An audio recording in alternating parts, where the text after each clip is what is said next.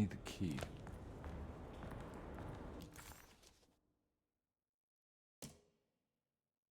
Combe never thought he'd be so happy to be back.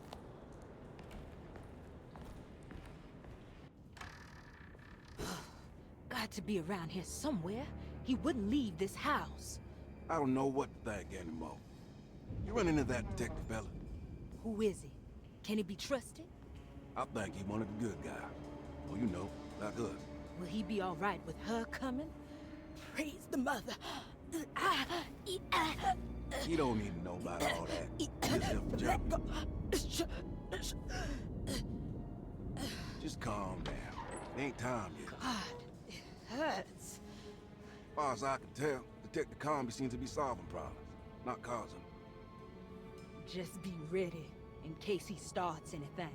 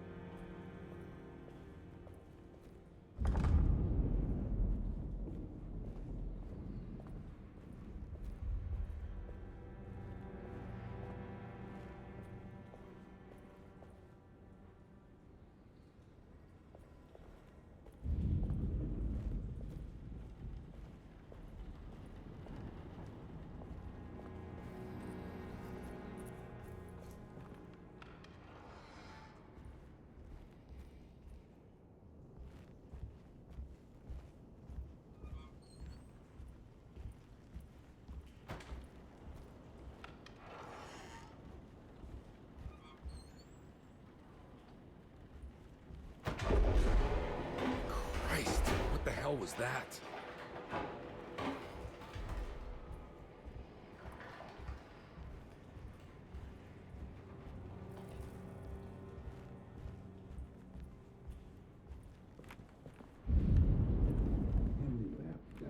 I don't want to run into the orderlies right now. Not sure I can trust them.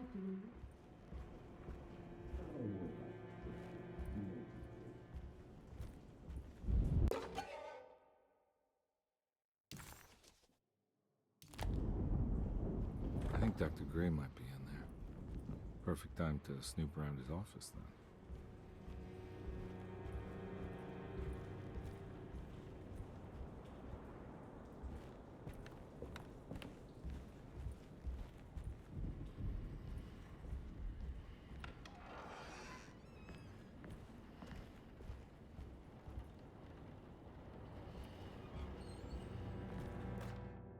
Lunacy and the Astarte Artist Colony, a monograph by Yael Klein.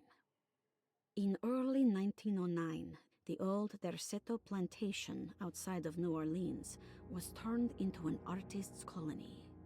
3 famous European artists rented the house and the surrounding land from the owner, the Ledoux family.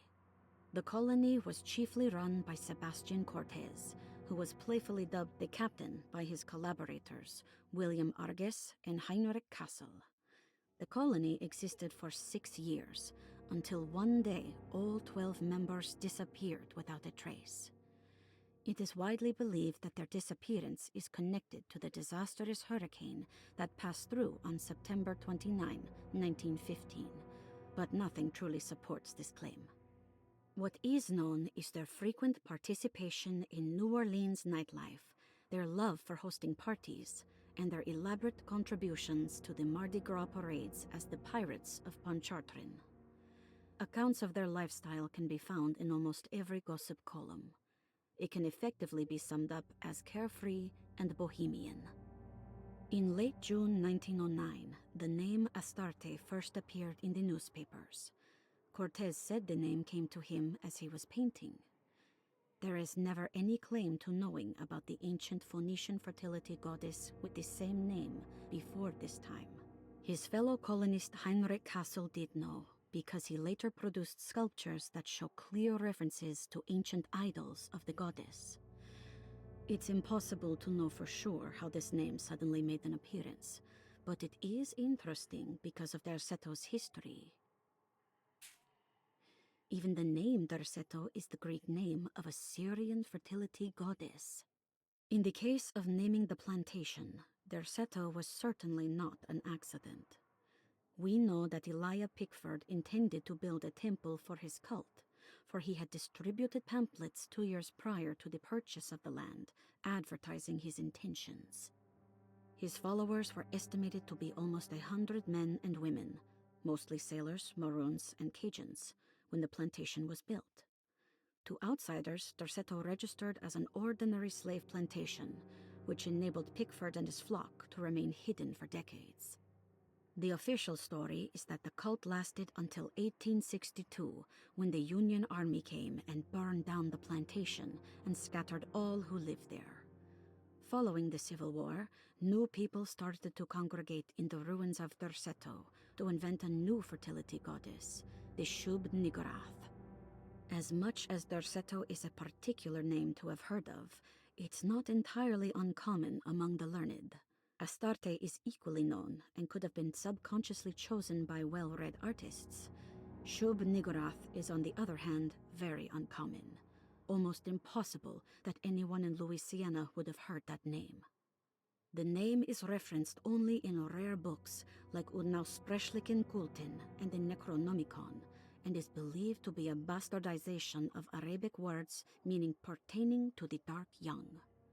The few paragraphs printed on the goddess are so upsetting that no one in their right mind would want to build a religion resting on such qualities. The Shub-Niggurath cult was hard to get rid of, but it is believed that despite the police jailing and killing several cultists over the years, the main culprit in the cult's demise is the cult itself, which seems to line up with every instance of cult activity on Derceto's grounds. When Captain J.W. Norton of the Union Army arrived, he described the people at Derceto as malnourished and maniacal. As much as the army tried to save them, they fought back with fervor, as if nothing was going to stop them from slowly destroying themselves. While the disappearance of the Astarte artist colony remains a mystery, the recurring motif seems to suggest that their fate involved lunacy and a hunger for self-sacrifice to that fertility goddess with 1,000 names.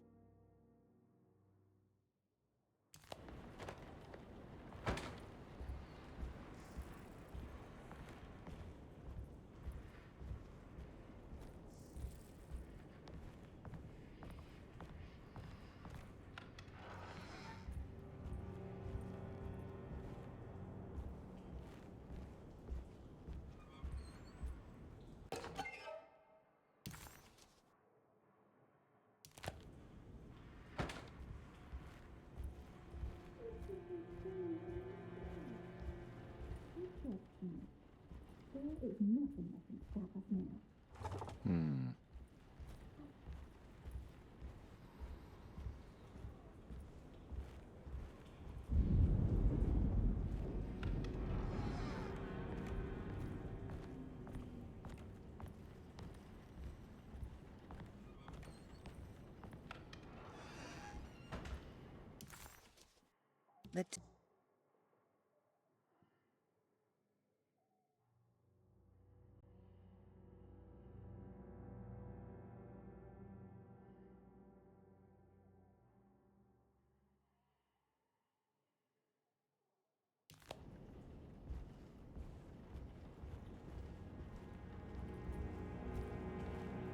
It's blocked.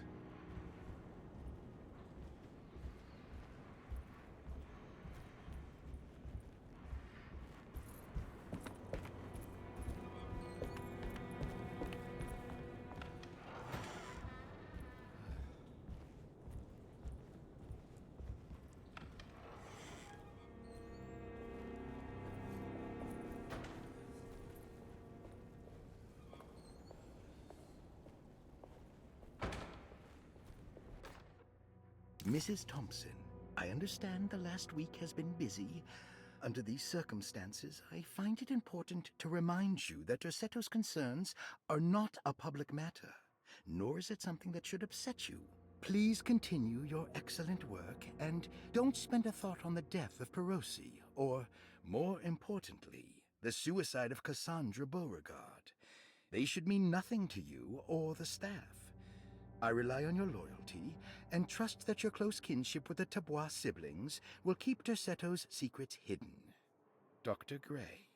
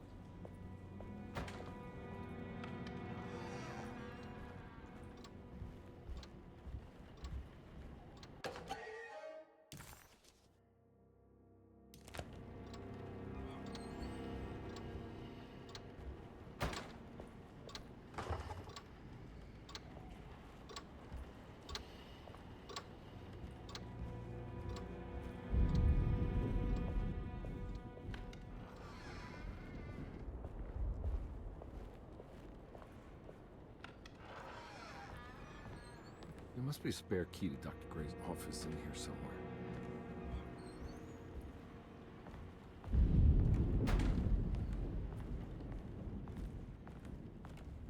I don't have the combination for this. But maybe Jeremy did.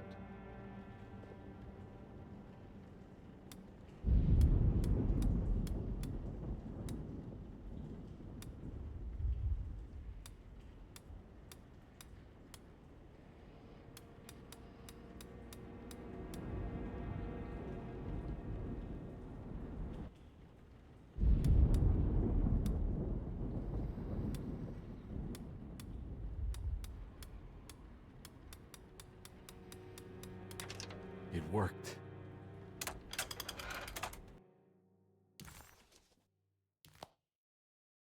The last guest in the empty room suffered from severe maladaptation.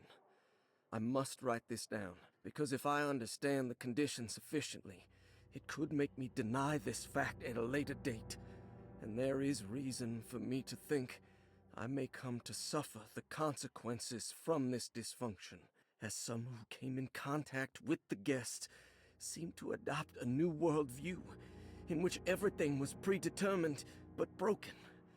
Upon accepting this worldview, some memories became unmanageable and later rejected. I do not know what this means. I cannot even remember the fate of the guest. I think they were simply misplaced one day and forgotten. Just like all documents pertaining to this guest, they have all been destroyed, or they never existed in the first place. Who wrote this? There has never been a guest in the empty room.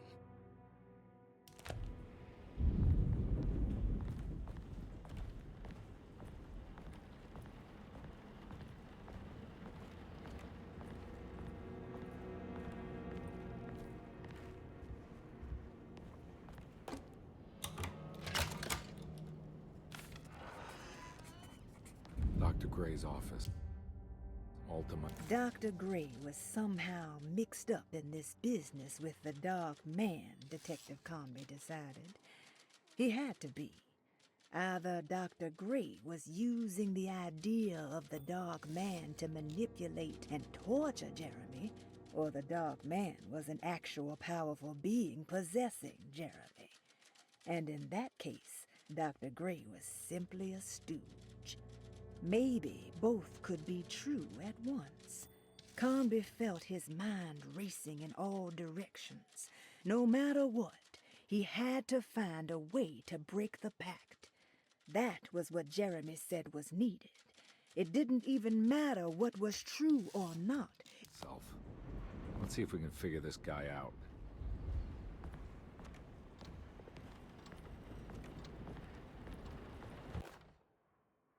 I have finished tidying up Miss Beauregard's belongings. I will leave it to you to contact her agent and have them collect her things. I found one of Grace's drawings she might want back, along with this key in her room, which I believe you've been looking for, Mrs. Thompson.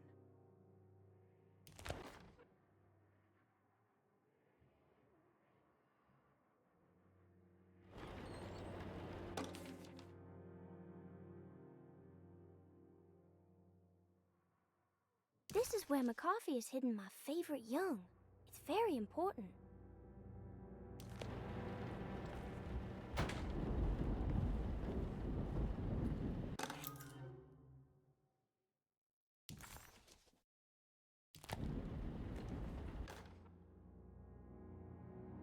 Dearest Dr. Manzetti, I find myself in a losing battle with my patient. As I've disclosed in my previous letter, his delusions have him completely captured. It's bad enough that he is torturing himself with paranoia, but his madness turns out to be quite persuasive to others, effectively laying the ground for mass delusion. I am writing to you in hope that you can give me some guidance. Beyond my ambition to avoid devastating surgery on my patient, I have grown worried about my own defenses. The words of my patient are deranged, yet they often resonate with something primitive within me. I have tried photographing his brain with X-rays. It was surprisingly difficult to get good results. Dark blotches on the plates kept obscuring all details. My patient looked at the bad plates and cried out in terror, telling me the dark areas was the shadow of the worm eating him from inside. I could not see anything out of the ordinary. I hope this is a sign that my mind is not as receptive to the madness as I had feared. After further inquiry, my patient described the shadows inside his mind as some kind of chthonic monstrosity that wants to undermine his sanctuary. This is clearly a reference to a place he calls Teroea, a sort of library or convent that works as a psychological haven. With this imaginary haven threatened by this Chthonian, he has now constructed another, less pleasant hiding spot. Lately, he has been bringing up a metaphor of a steamboat that has run aground, that he feels like he needs to start the engines and reverse, but he is afraid that the hole in the hull would cause the whole ship to sink. I've been watching him turn this metaphor into reality for the last week. He knows it's made up, but he is doubling down, trying to make it a real memory. I feel certain that this is my chance to break through the barriers of his self-deceit.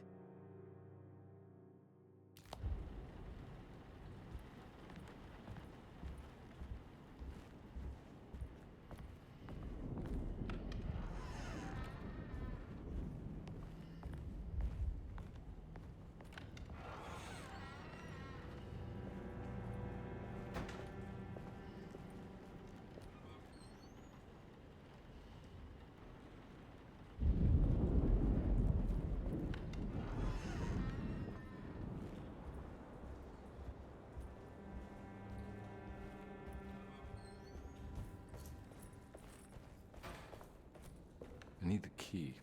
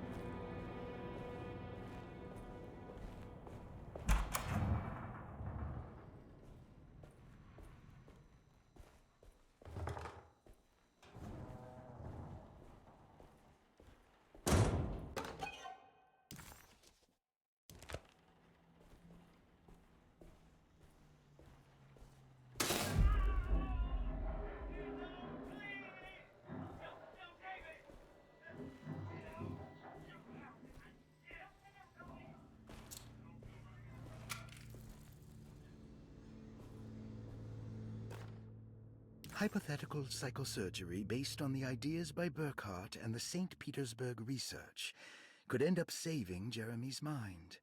Severing the connections around the frontal lobe would certainly solve most mental afflictions. The procedure would be brutal in performance, as well as in efficiency. An ice pick pushed through the edge of the eye and into the skull would untether the nerves like Alexander cutting the Gordian knot. As this would likely leave Jeremy in a very different condition, all other paths should first be explored. The medical instrument I would need for this lobotomy is missing, and I should have Waits order a new one.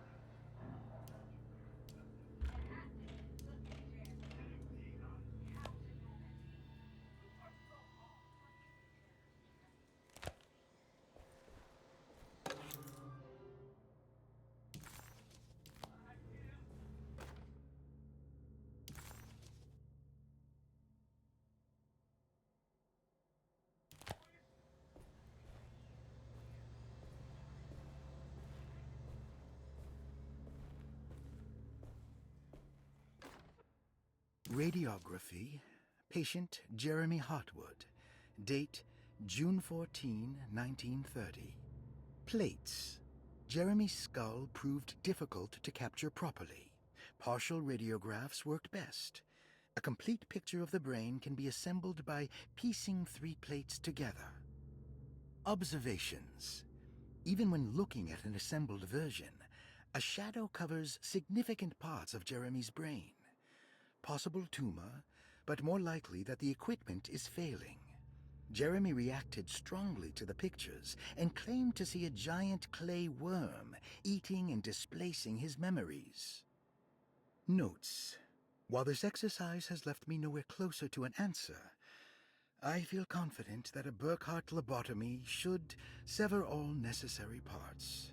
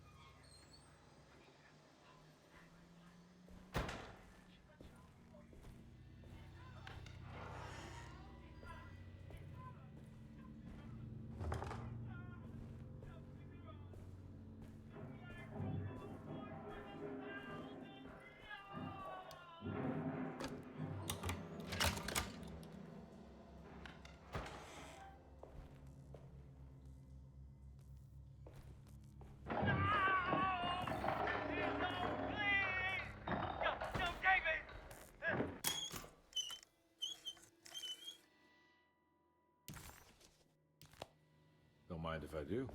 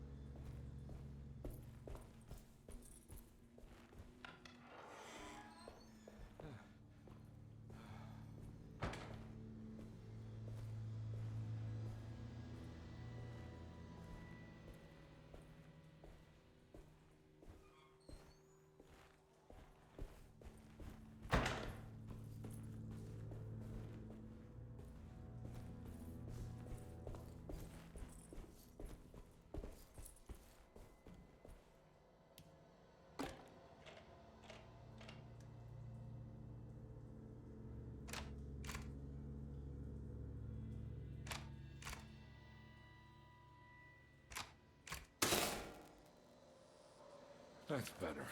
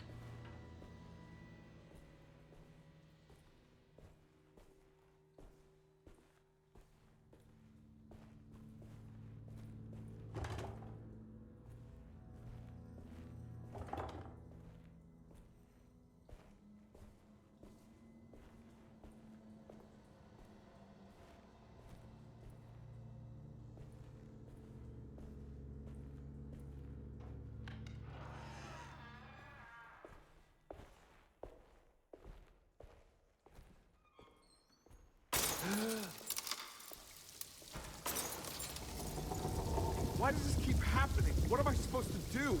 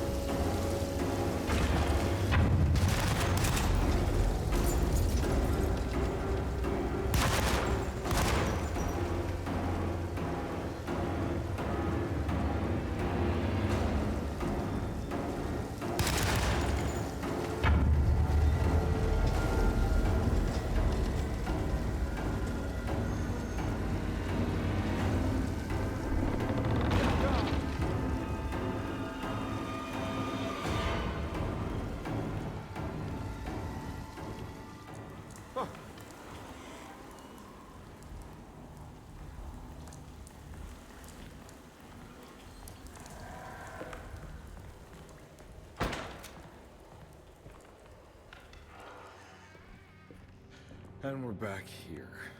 Well, perfect time to have a look around this place.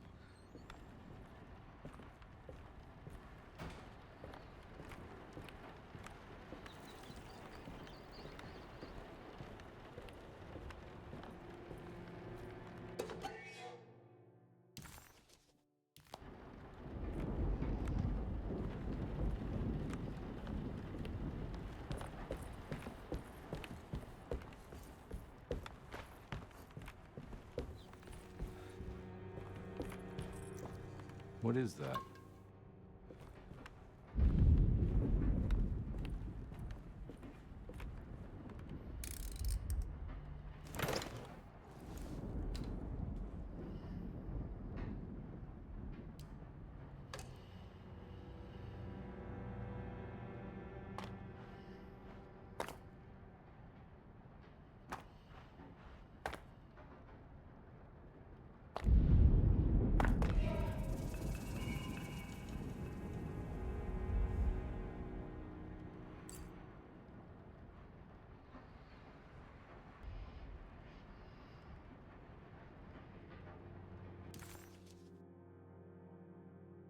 Dr. Gray had been putting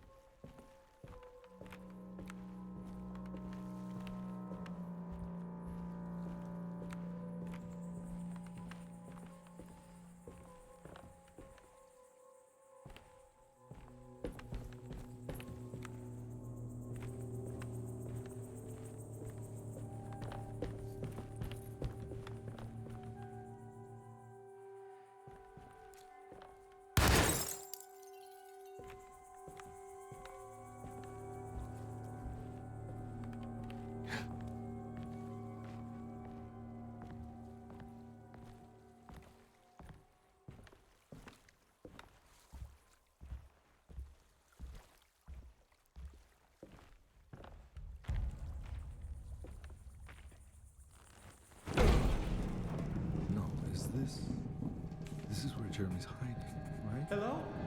Is anyone there? Jeremy? I need help! Wait! Can you hear me? I'm stuck in the mud and the fire is taking Jeremy, me. where are you? The motor is dead. I can't do anything more. Hang on, Jeremy. I'll figure something out. I'll get the boat running.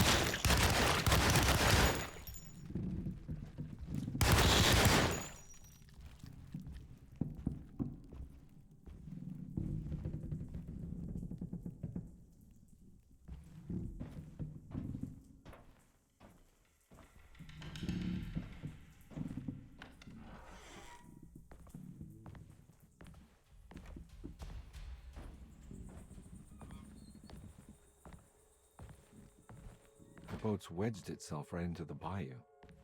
If I get the motor started, I could try reversing back into the river.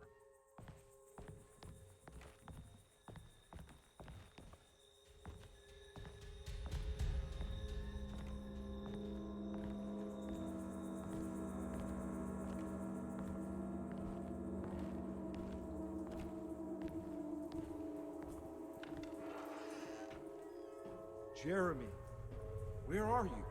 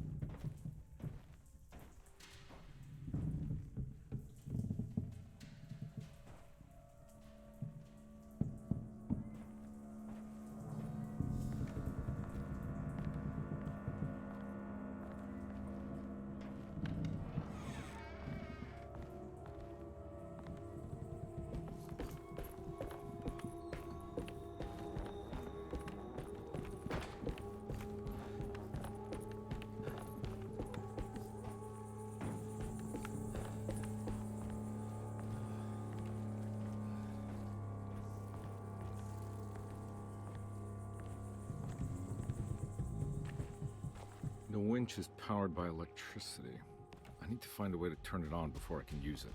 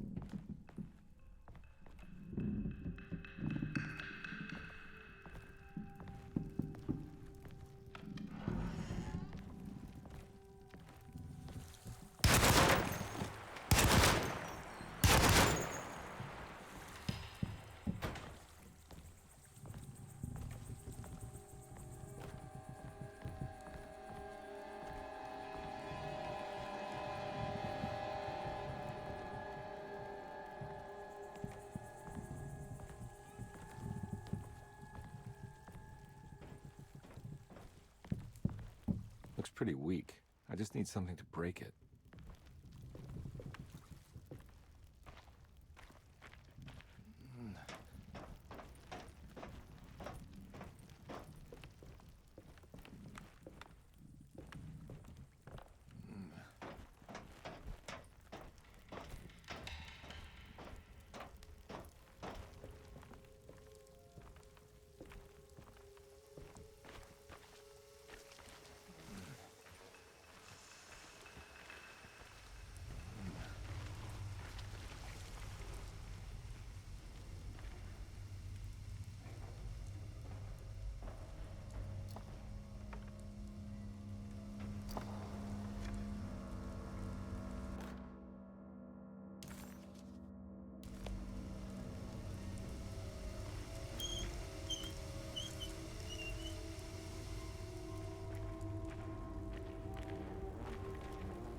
This definitely needs fuel.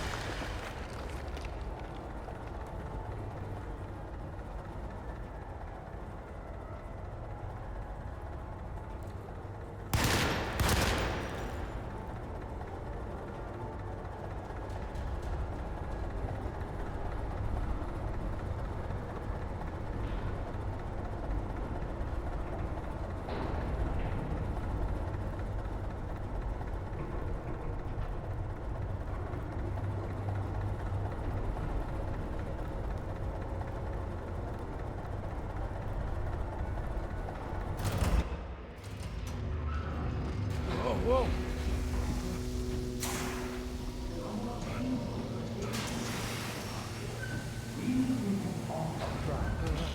Are you ready to tell me what happened in the attic?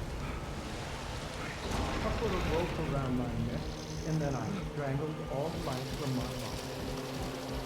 Are you under the impression that you died? Yes. No. I was supposed to die. What does that mean?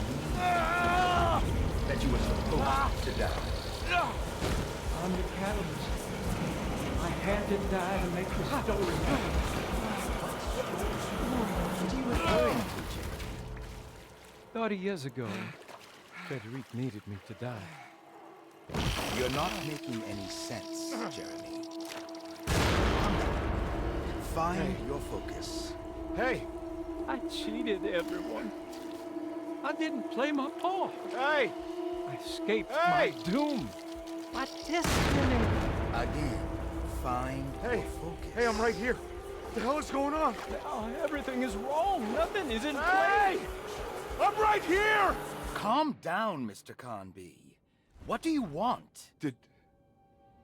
Were you not talking to Jeremy right now? I haven't seen Jeremy all day. Are you all right, Detective? No. Actually, I don't think so. Well, maybe. I'm gonna go look for Jeremy. Good. Let me know if you find him.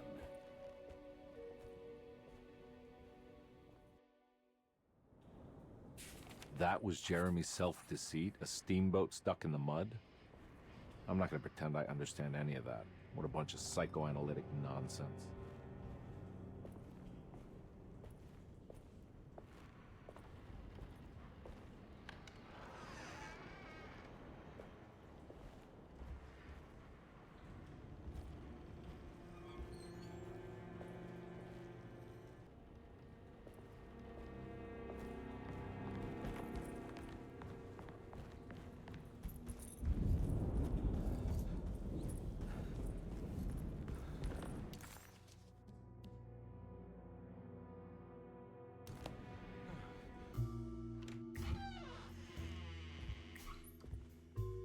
Detective Conby. Good to see you again. Solved your case yet? I'm trying. Hey, Grace, you okay? Oh, she is just peachy, Detective. Are you looking forward to the Feast of St. John, Grace? I can't wait. Kids, ain't they great? What exactly are you planning for tonight? Oh, not much. We eat, we drink, we pay tribute to the wishing tree in the conservatory. The usual. Then why all the excitement? There is just something about tonight, something that's different. I think we all feel it. Besides, we got ourselves some new words for the prayer thanks to your buddy Jeremy. She'll come and turn the world inside out, and things will begin again. That sounds strangely threatening. You should come.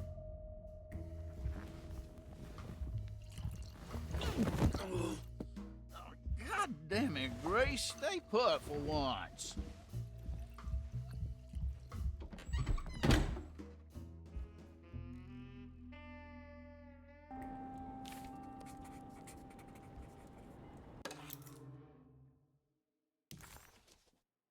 Better hold on to these. Wouldn't want them to get lost. There's something missing.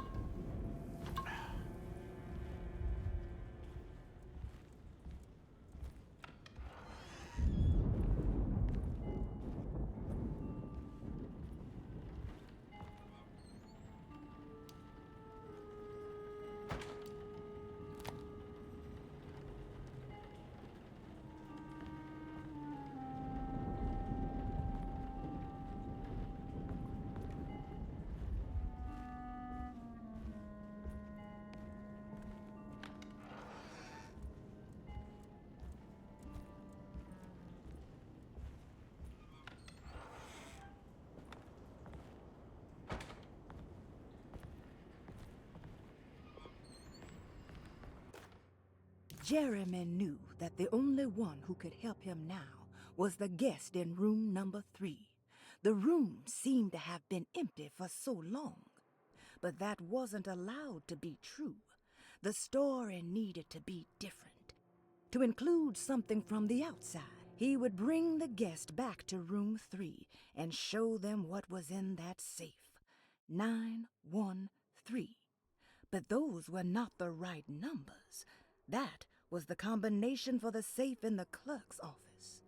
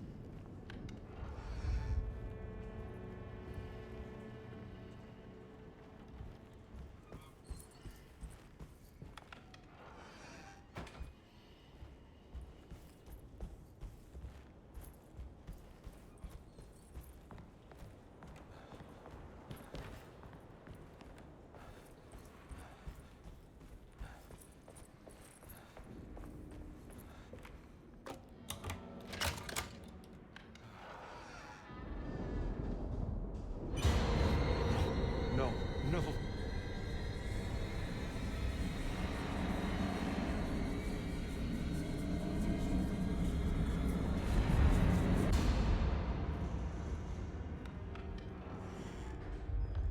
Surprisingly neat.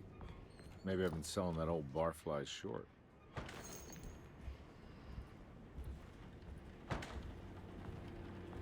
Looks like McCarthy has something hidden inside.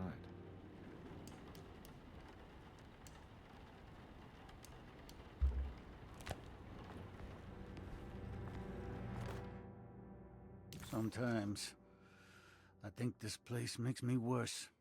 That Derceto might be my grave. A coffin made of ostentatious architecture. A Taj Mahal for the drunken depressed. There's something about Derceto. Something about Dr. Gray. Like we all pretend that we're here to get better, when in fact we are here to be forgotten.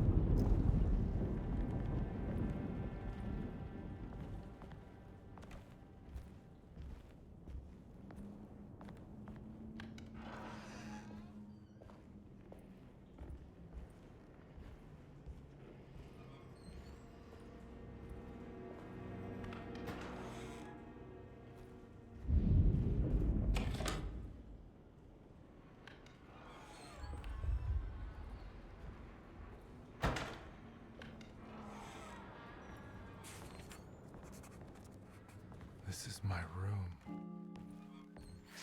I belong here.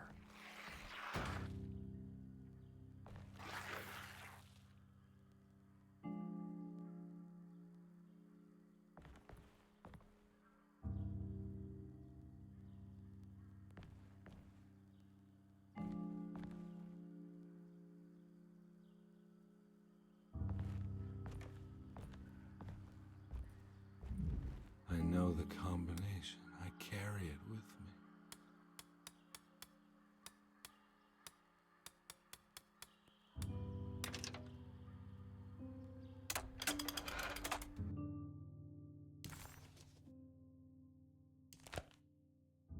Detective, I have made many discoveries in my case.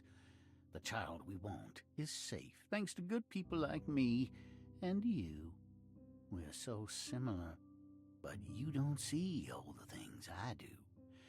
To find your man, Jeremy, you also need to look for the girl.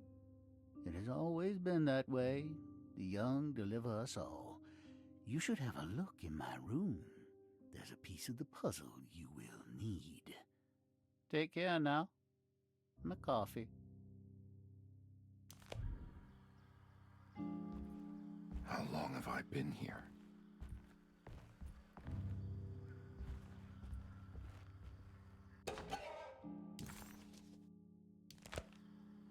I recognize this view.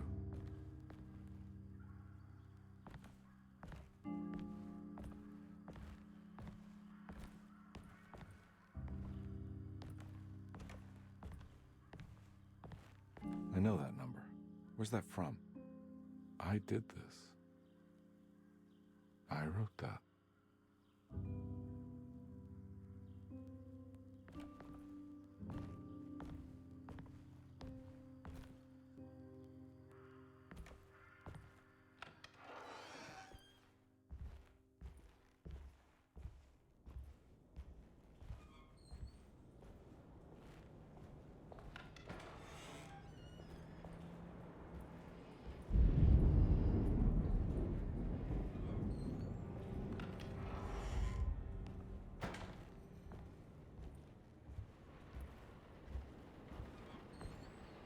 Looks like McCarthy has something hidden inside.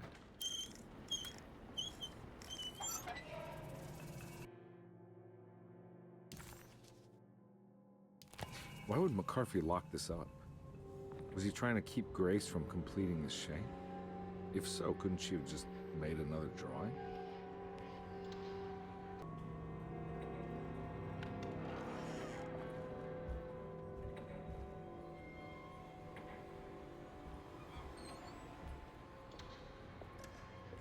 What the hell happened in here?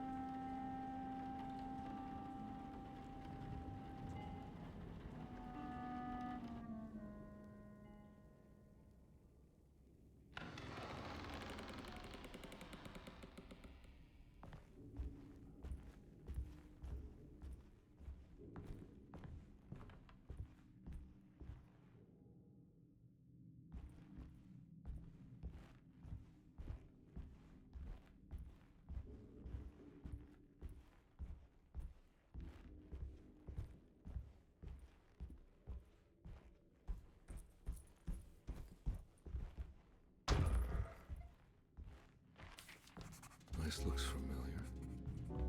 How am I back at the office? Jeremy's never been here.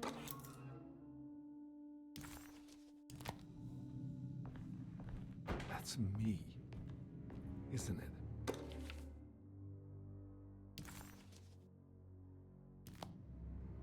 How long had it been since I drowned myself in drink and depression? It had all felt so peaceful, slipping away into oblivion. A welcoming, dark voice wrapped around my mind like a heavy blanket. It turned off suddenly as I woke up from the sound of my office door closing shut. A messenger had left a telegram from Mrs. Saunders. She had a lead on where to find her husband and her kid. And a daughter.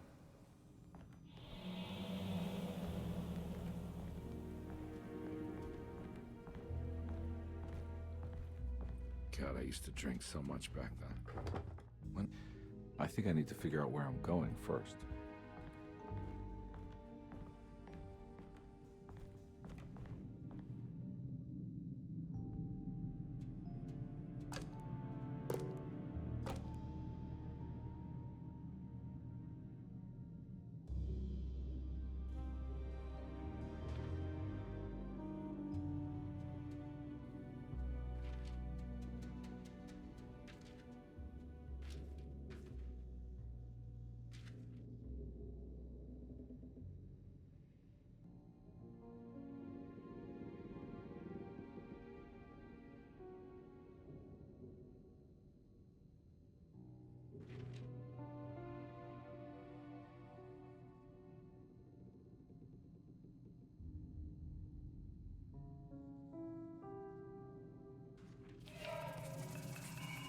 I remember this case. Some kid got taken by her father, headed out of state, but he had made a mistake by selling a painting that his wife actually cared about to a collector named Thornhill to fund his venture. That's how I tracked him down. At least I think so.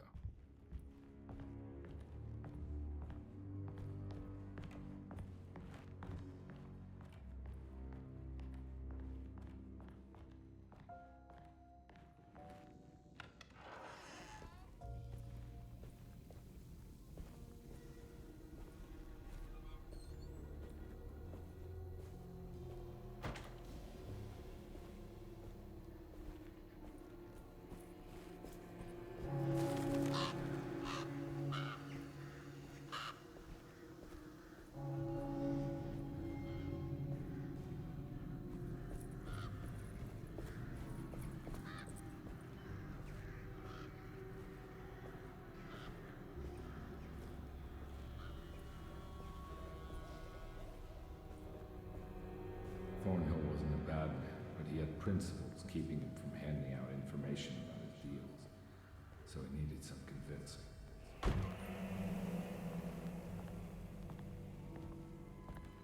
Well, every case can't be squeaky clean.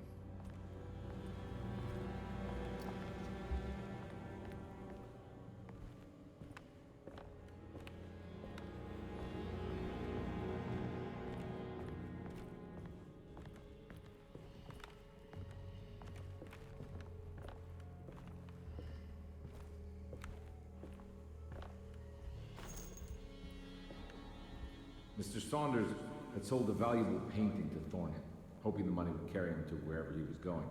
The painting, now leaning on an easel in Thornhill's bedroom, had a certain mesmerizing gloom that seemed to call out to me, telling me I was needed for something important.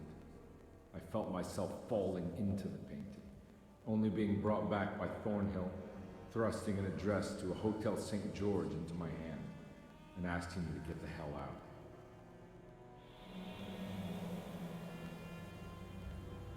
I don't remember this at all, but I can't say it didn't happen.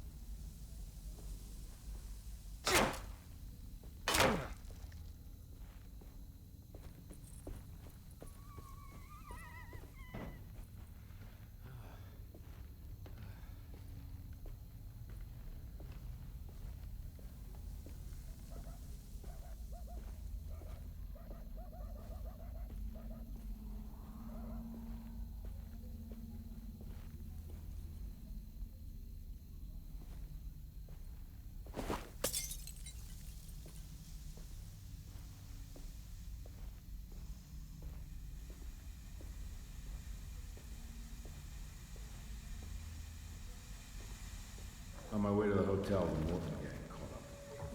I owed them money, a lot of it. I can't remember what for. Probably some dumb gambling debt growing in size for each payment missed. I punched one of them out, and I sent the others packing. It was a stupid move. I made a great mess.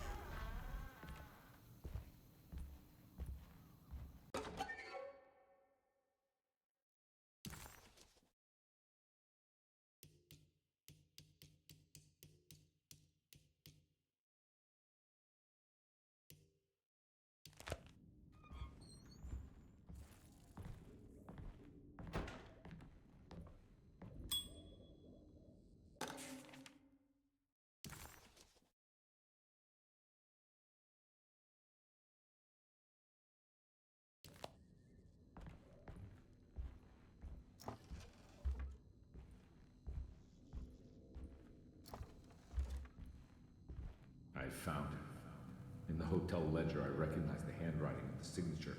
Ted Stryker. It was him. I could feel it. It was the kidnapper I was hunting. I put on my knuckles and hurried up to his room.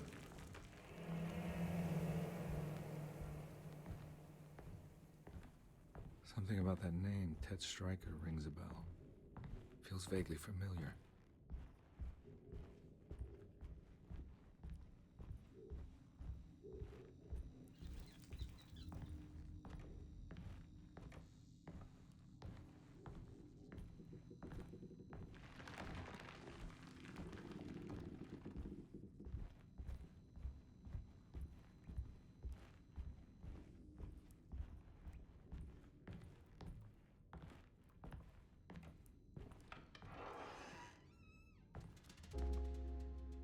I recognize this room, but I didn't catch up with them here. I must have followed them, but where?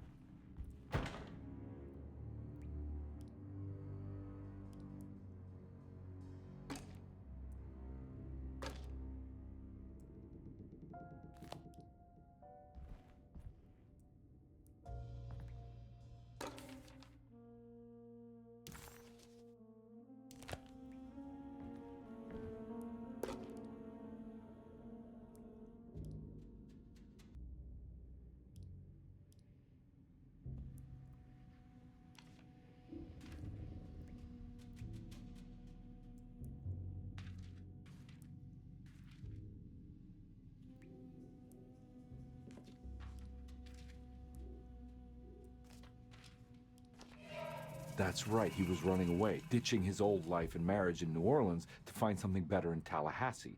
And he took his daughter with him against the will of the mother. That's why she hired me. But I stopped him. I caught up with him at the Pearl River Bridge.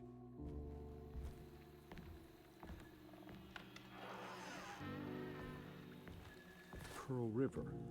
This is where I caught up with them. This is what the Dark Man wanted me to revisit. I'm still not seeing it. What am I forgetting?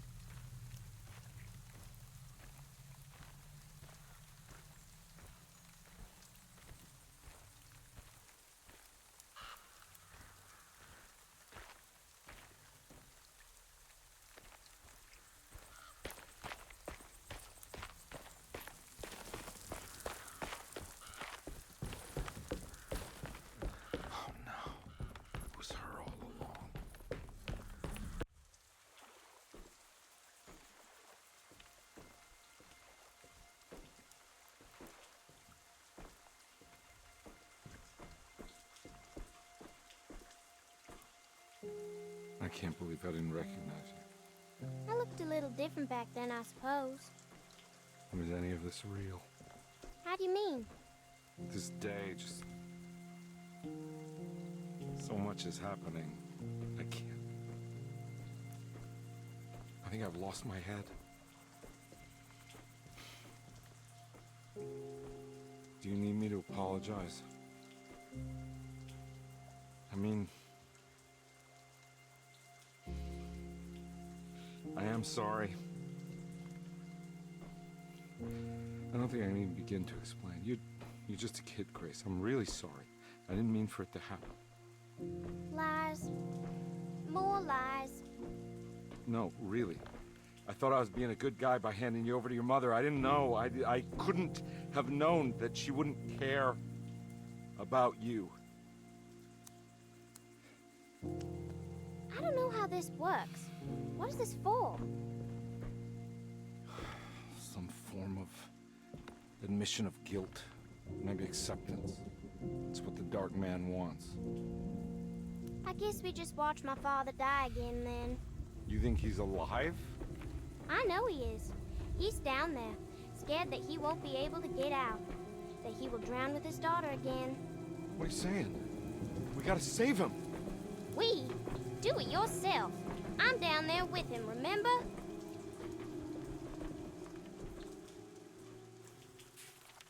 Can I really save them? This all happened so long ago. I have to find a way to get down there. I have to see it with my own eyes. There was a boat at the house where I entered. If I can raise the bridge, I should be able to get to the car.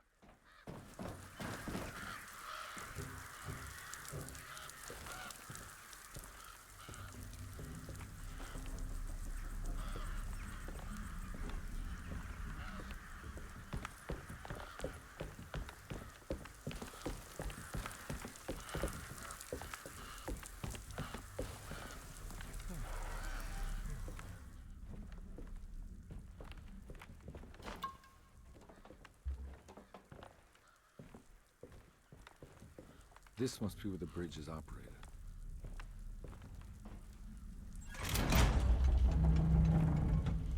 Nothing's happening. It's like something's holding it back.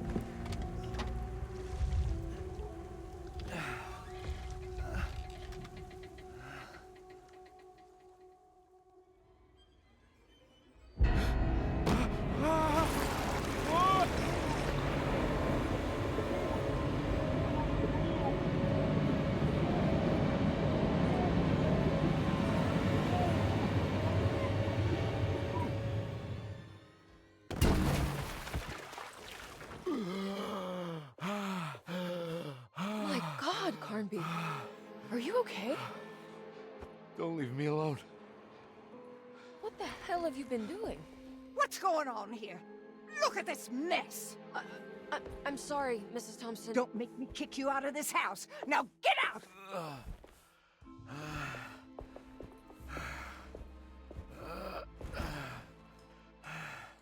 Hey, Detective. Mr. Carnby.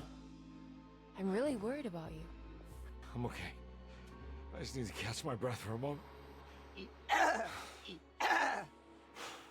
This place?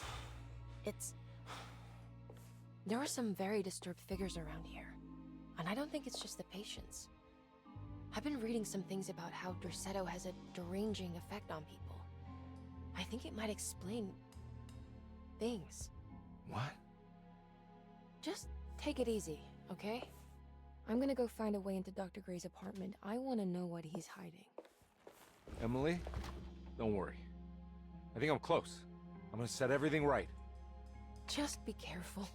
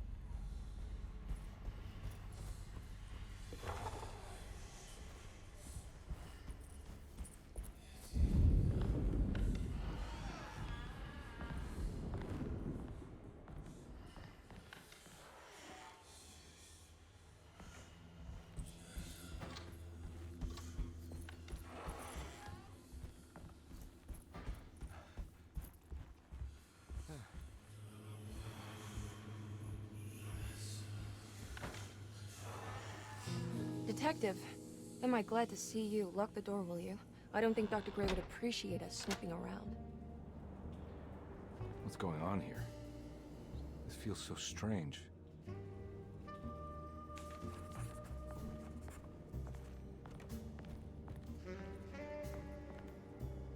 Have you found anything? What? Yeah, I've seen some things. Okay. Let me know if there is anything you want to talk about.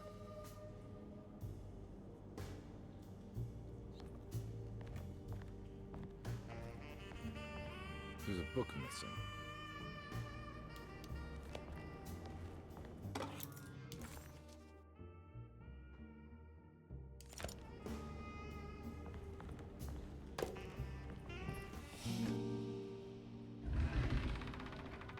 What did you do? I was just rearranging the books. Well, come on, let's check it out.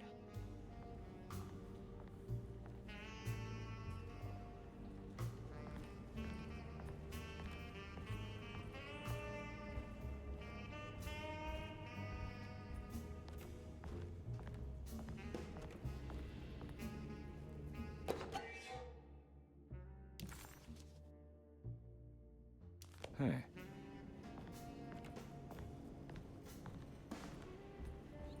I think I'm beginning to understand. Dr. Gray is dealing with some kind of mass delusion.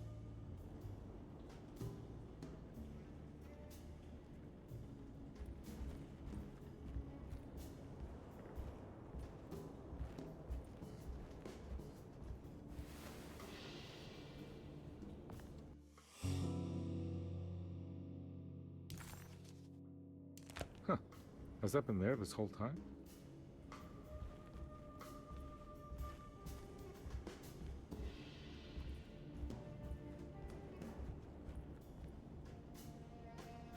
What were you saying about mass delusion?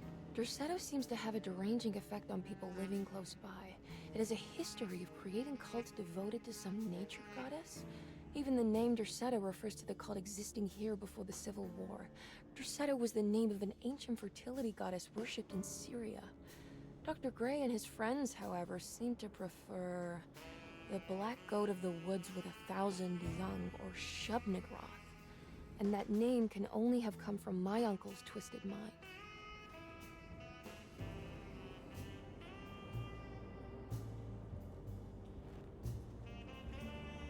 You think all of them are in this cult business? Even Jeremy? I'm not sure any of them have a choice at this point. We just need to find a way to stop all of this.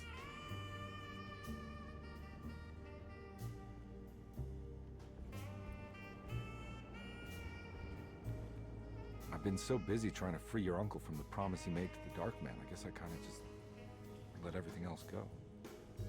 Don't worry, Detective. I feel like we're close. I'm sure Jeremy will turn up. If he is part of the cult, he wouldn't want to miss the Feast of St. John. I just need enough information to make him see the truth. I hope you're right, but I doubt he'll show up. Not as long as the Dark Man's got him hiding.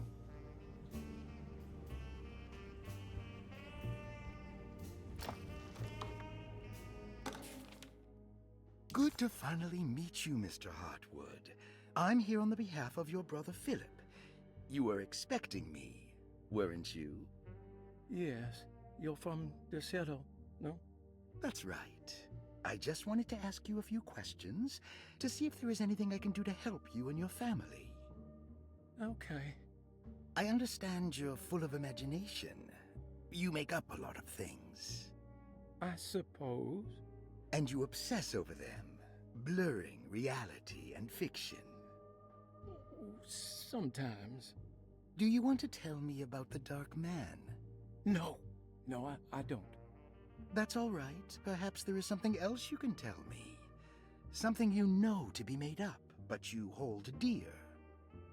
Juan? John? Who's John? No. Juan Luis Jorge. Oh, wait there a moment. Here, take a look. Is he... Oh, he is the author. It's a magnificent book. Life-changing even. The real Juan is long dead, but I like to think of him as my friend. My most beloved friend. I see. Do you often do this? Fantasize about people you read about? No. No. Well, there is Jacob. Who is Jacob? Turn to the last page.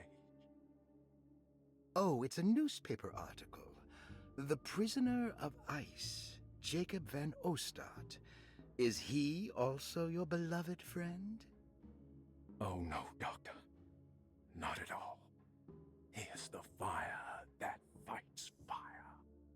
Yes, I think it's clear your overstimulated imagination, this mania, needs to be tempered for you to live a normal life. I know your family calls it the Hartwood curse, but I want you to know that there is nothing supernatural about your condition. It's all inside your head. And with that, I'm very qualified to deal with. In time, you will be cured. In time. In time. Yes, in time we will exorcise all your demons, all the Dark Men. Yeah! Please, Mr. Hartwood, calm yourself. What happened? Oh, don't you worry your little head about it, Miss Hartwood. Your uncle and I just had our first breakthrough. That mark on the floor looks like talisman positions, but from which direction should I look at it? The Snake Dagger, a monograph by Yael Klein. In Ludwig Prin's book on pagan rituals called The Mystery of the Grave, as translated by Nicholas Vachy, there are several references to a sacrificial dagger called the Snake Dagger. It has long been thought of as a poor translation of the original text, that it would be more appropriate with worm dagger from the Latin vermis cultrum. This seems natural following the recent consensus that the original title of Prin's book, De Vermis Mysteris, should literally translate to the mystery of the worm. However, this would take away from Vachy's great effort at translating the underlying meaning of the words and revealing several cultural beliefs. While Prin certainly was using the term worm as a symbol or synecdoche for death and the dead, which is made clear by the contents of the book, in the case of the dagger, we shouldn't be too hasty to dismiss his translation. Reading through Vachy's correspondence with his patron, it appears that he had more than just the Latin text at his disposal. Vahi had dug up Prin's living relatives and uncovered several cross-referenced historical texts and an actual snake dagger. The dagger was dated to the early Middle Kingdom of Egypt and had such a clear shape of a wave that Vahi considered calling it the sinusoidal blade. Knowing the full story, it seems prudent that he chose to translate it as snake and not worm. There are several reasons why this choice of word helps us understand the pagans that Prin's book attempts to describe. The symbolic value of the shape becomes more apparent when reading about the use for the dagger. In the passage of possession and exorcism, we find the snake dagger poisons the poisoner within the victim and is therefore pacified. Where the literal text would tell us that the worm dagger trumps the demon possessing the victim, it tells us nothing of their reasoning, only that somehow this dagger wins against the demon, like it had the better hand in poker. Vahi's translation allows us to follow the underlying logic to the ritual magic that is being performed. Poison the poisoner sounds like fighting fire with fire. That to hurt the demon possessing its victim, the priests would have to fight back with a power that is known to the evil they are fighting. The snake dagger is therefore not only a good way to describe its form, but it also helps us understand how it could be thought of as a useful tool for exorcism. Finally, it also helps us understand their relationship to lunacy, that it was thought of as something poisoning the mind rather than controlling it. What is also interesting to note is that the possessed are always considered poisoned in their head and not their heart. The snake dagger always went to the eye of the possessed, leaving them partially blind, if they had the good luck to survive.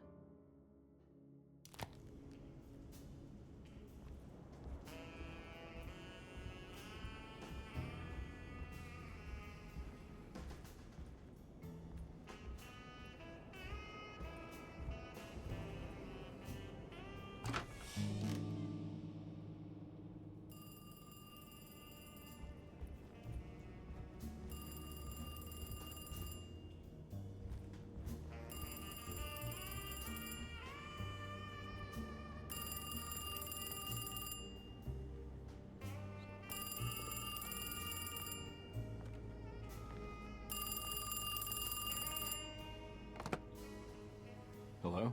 Detective Conby? Who is this? Jeremy? Jeremy is with the Dark Man. You can't save him.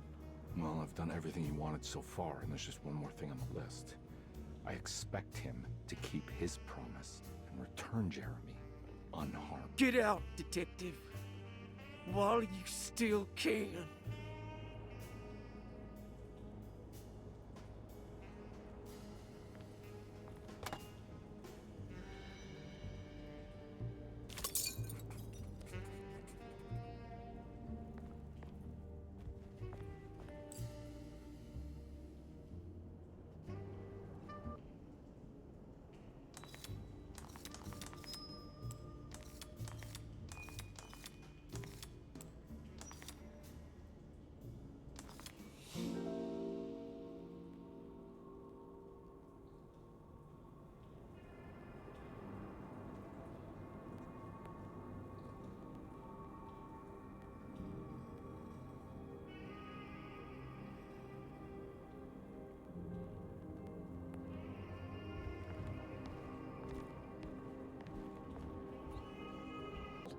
Just stupid telephone.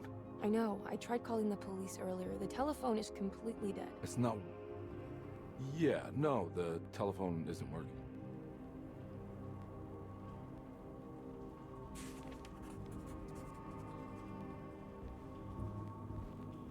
Miss Hartwood, I think you're gonna want to see this. Is there something in the closet? Yeah, there is. You don't see the very obvious gate leading to whatever Jeremy's madness is serving up next? I don't understand. Are you making some kind of fashion metaphor? I'm sorry, I don't have time for this. Can you just tell me what you're doing? You don't see this. fine. It's fine. Catch you later. Are you going inside the closet? Yeah. You got a problem with that? No. Do what you think is right, Detective. Sorry, I didn't mean to. Goodbye, Miss Harwood.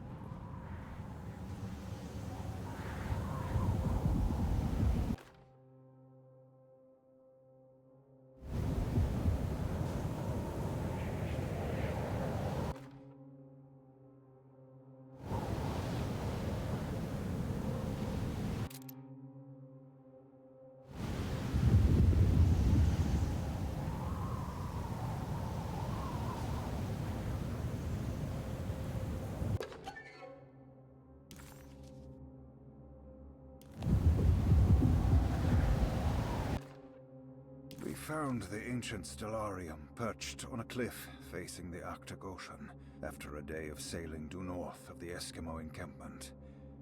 Jacob van Ostad was our most keen member of the expedition. He had been chasing down the source of a peculiar type of crystallized metal present in several sacred items among the natives on the northeast coast of Greenland. The site was a remarkable find for any explorer, and we were all enraptured in our search for enlightenment and meaning. The surviving architecture seemed almost unearthly in origin and astonishingly sophisticated. The metal Jacob was searching for was abundant, almost ubiquitous. We were so taken by our find that we were surprised by the sun falling below the horizon. As we quickly picked up our gear, ready to head back to our camp, Jacob van Ostad declared that he wanted to stay. He was adamant. We begged him to reconsider. The night would be getting colder by the hour, and we feared for all our safety. Jacob refused, threatening us with violence if we wouldn't leave him alone. As the snowfall turned heavier, we left him there on his own. The next day, the weather became worse, and we had to spend hours enforcing our shelter as our tents became increasingly useless. The group had written off Jacob, thinking he must be dead. I had an urge to make one final attempt to save him, so I headed out as darkness fell with a handful of flares and headed toward the coast and up the climb towards the stellarium. That's when I saw him, transfixed by a burning sky, that celestial lantern. Jacob keeled over and let out a painful shriek that struck me with such fear and pity. He was crying in agony, for the cold weather had ravaged his flesh. I called out to him, and he turned to face me. His vacant stare held me in place like a needle through a butterfly, and he said, "You must leave now, Herstan. Go, and never come back." And so I left.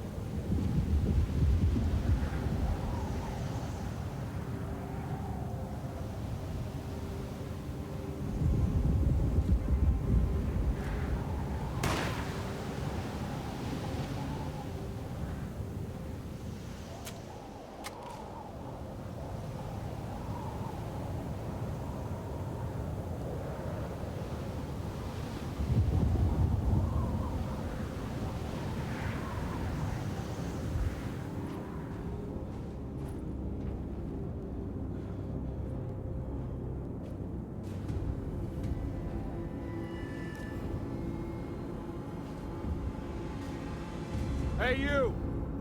What are you doing here? What is this place? Turn back, detective. You're not wanted here. Whoa, take it easy. I'm not your enemy. Oh, you're wrong, detective. You're wrong.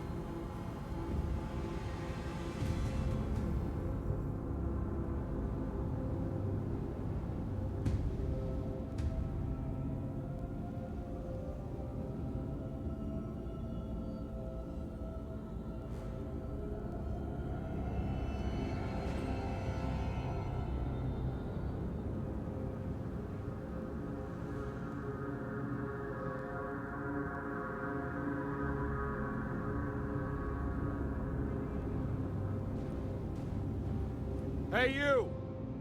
What are you doing here? What is this place? Turn back, detective. You're not wanted here. Whoa, take it easy. I'm not your enemy. Oh, you're wrong, detective. You're wrong.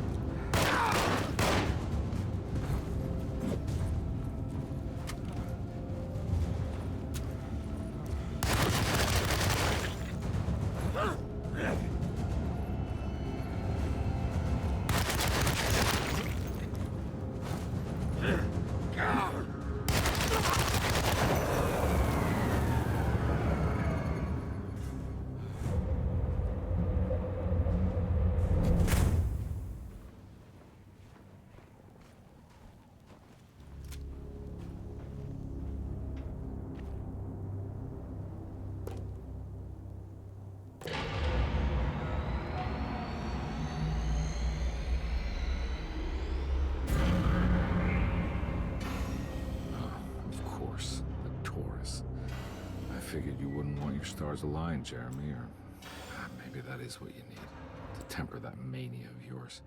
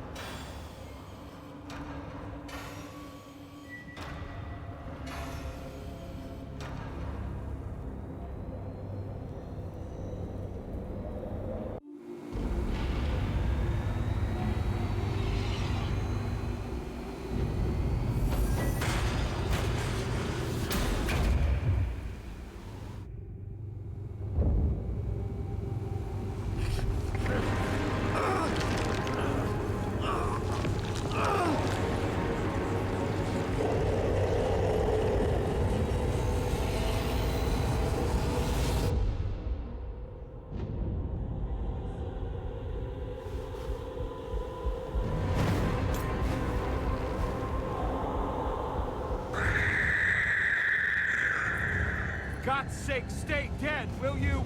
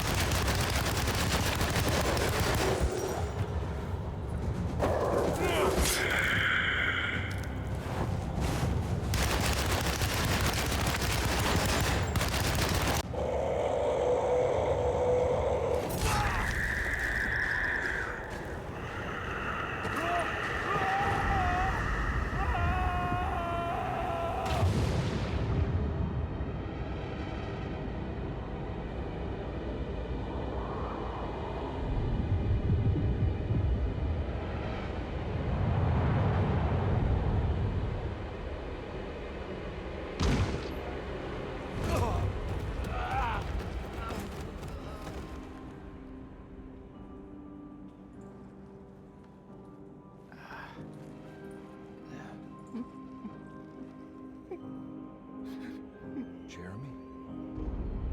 I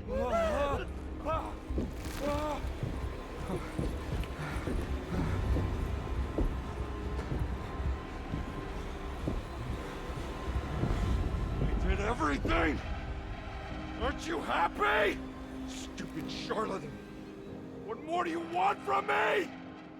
You want me to lose my mind? Oh, my lord! Doctor! Baptiste! Quick! Jesus. What were you thinking, compadre?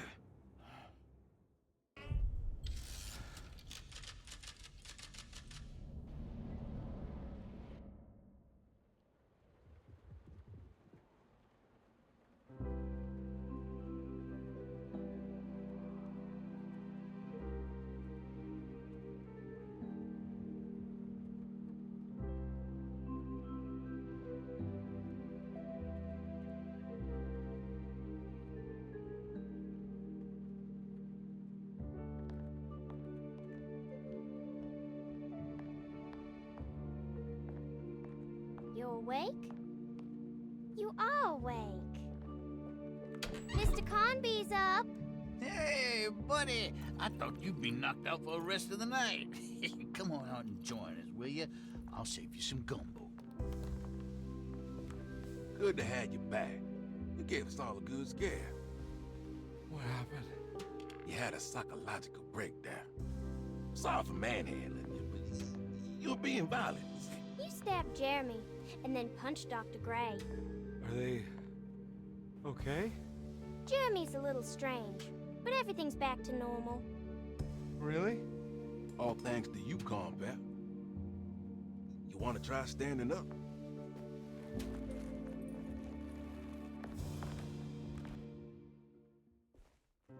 Well, if it isn't the hero of the day. How are you feeling, Detective? Never better. How about you two? Hey, Jeremy, I didn't do too much damage, did I?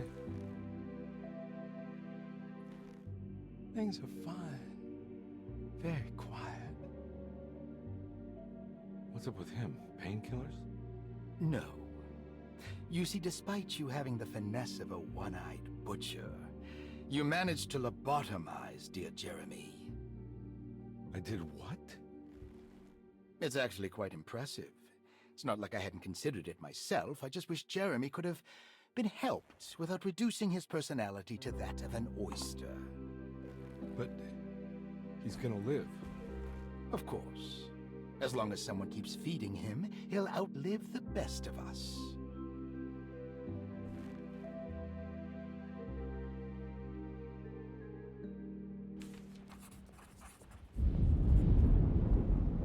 Does Emily know about Jeremy's condition? Yes. She seems to be handling it quite well under the circumstances.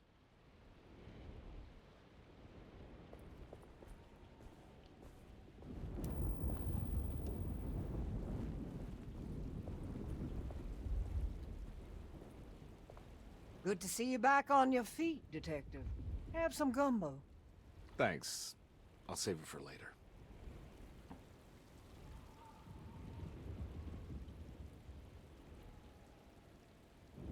Seems like everyone's in a pretty good mood. The Eve of St. John is the most important date of the whole year. It's the only day when the black goat of the woods tends to her young.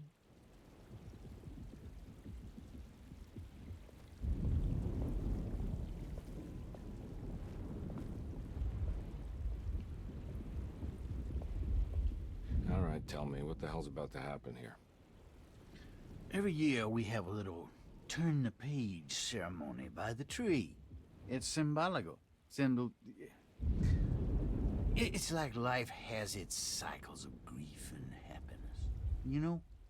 Just like a tree facing the seasons. Things change, but remain the same.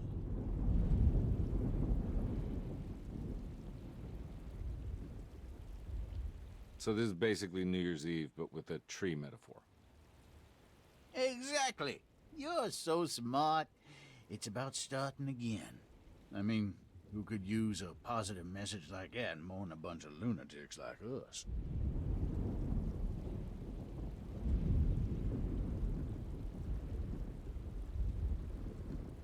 I get the feeling some of you think this year is going to be special. Any idea why? Well, we got some new words, thanks to your buddy Jeremy, and some other changes to the program. Let's just say we're all in this year.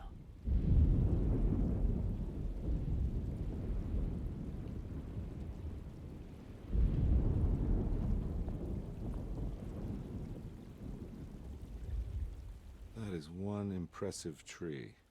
More impressive than you could ever imagine.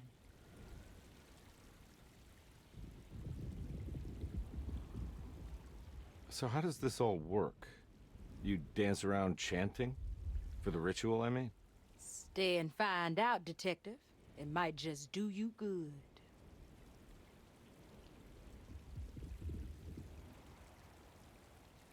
You haven't seen Emily, have you? No, Detective. I haven't.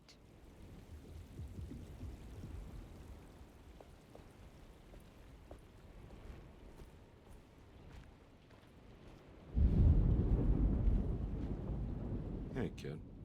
What are you up to? Preparing for the ceremony. I don't want to disappoint Mother.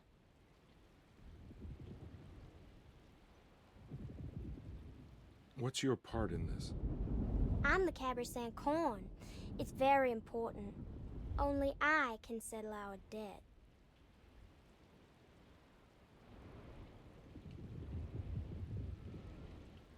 You know, I had my doubts, but you are in the right place, Grace. I think you might be right. For once.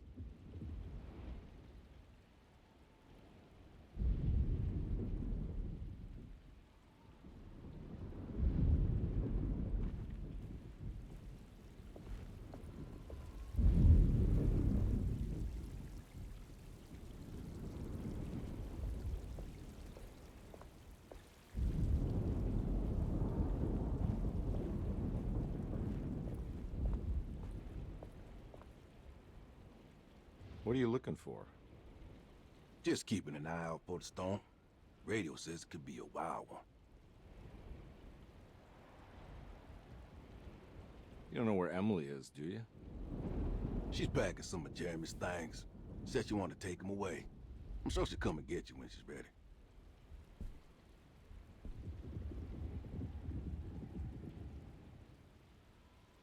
I should probably get a move on then. See you around, compare.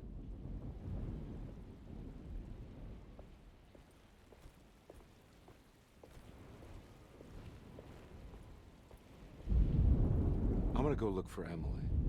Don't worry about her. She wouldn't leave without you, would she?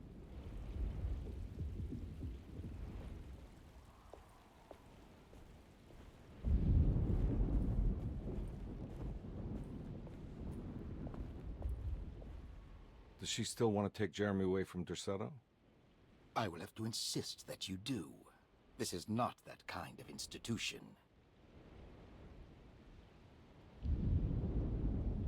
Jeremy, hang on for a little longer, okay? We'll be going back to New Orleans soon. Oh, good. I do so miss the city lights.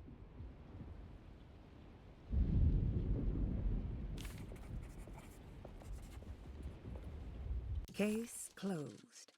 Detective Convy had found Jeremy and brought him back to Derceto.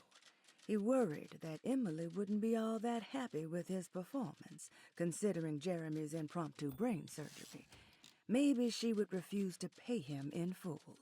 It was the kind of thought that would normally infuriate Convy, but right now he just felt happy to be back.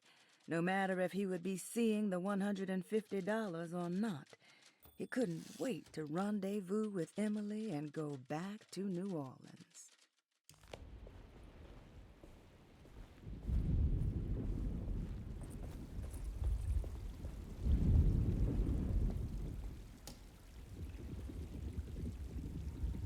Everyone knows what to do?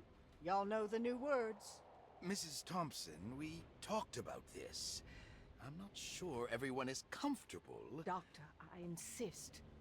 This is important. We've waited for so long, Doctor. Let's just go with the old song. Not every change is an improvement. Boss, good or bad, we need to move forward. All in, Doc. Let's bet it all. But we don't know what we're dealing with. It'll be okay, Doctor. Better even.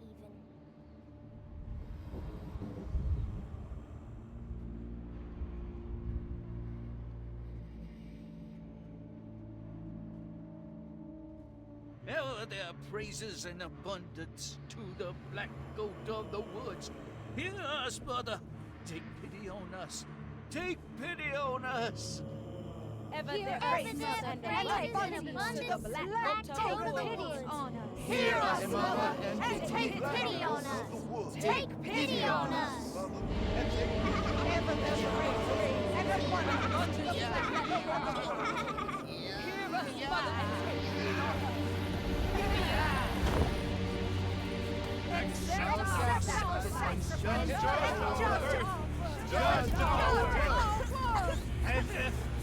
Stop!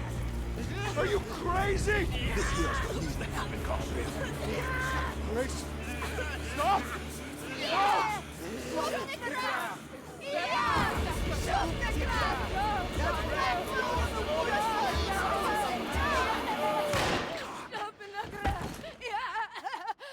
Detective, get my uncle out of here.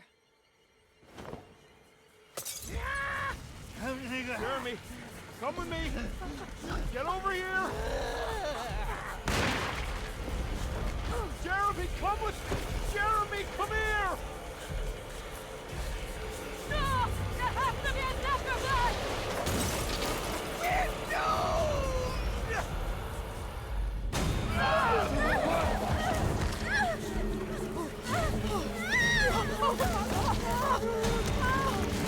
Jeremy!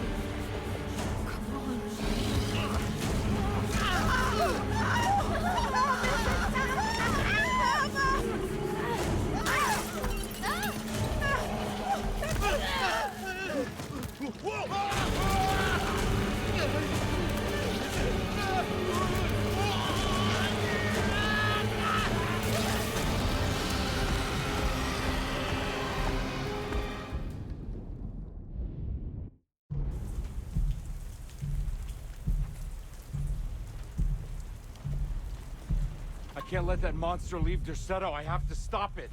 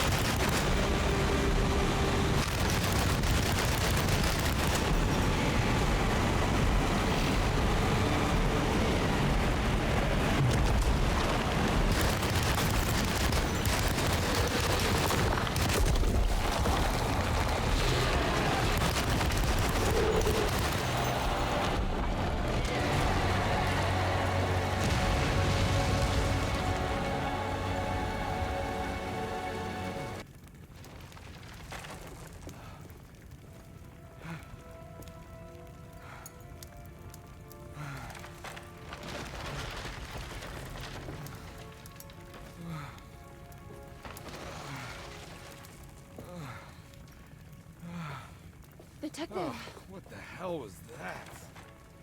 I tried to tell you. There was so much evidence. Their devotion to the Black Goat was like nothing I've ever seen before. I felt so dumb believing any of it, but I'm glad I did. Are you okay? Everything is out of order. This isn't the way the story goes. I shouldn't be alive. Yeah. Oh, you're welcome, buddy. How are you doing, sweetie? I kinda like it. You ruined everything, but I'm not mad.